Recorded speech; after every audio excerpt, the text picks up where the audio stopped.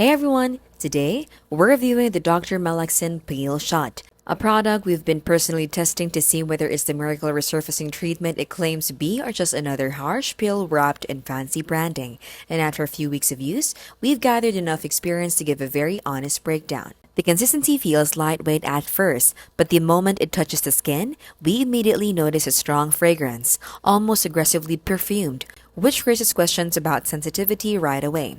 As we continued using it over several nights, the product produced visible exfoliation, but with that came occasional irritation, especially around the nose and mouth where skin tends to be thinner. Now, let's talk about the pros. It genuinely helps smooth texture, makes the skin feel more refined by morning, and gives a temporary brightened look that exfoliating acids are known for. The dropper packaging is also sleek, and the formula does bring a noticeable peel-like effect without needing an actual chemical peel treatment. But we also need to talk about the cons. First, the fragrance is extremely strong.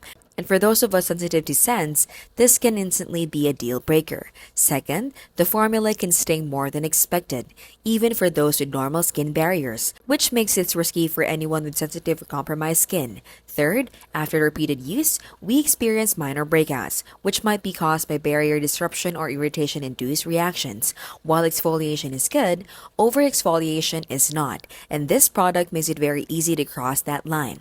Overall, the Pea Shot offers results but at the cost of comfort and consistency. So if your skin barrier is not strong or you prefer fragrance-free skincare, this might not be for you.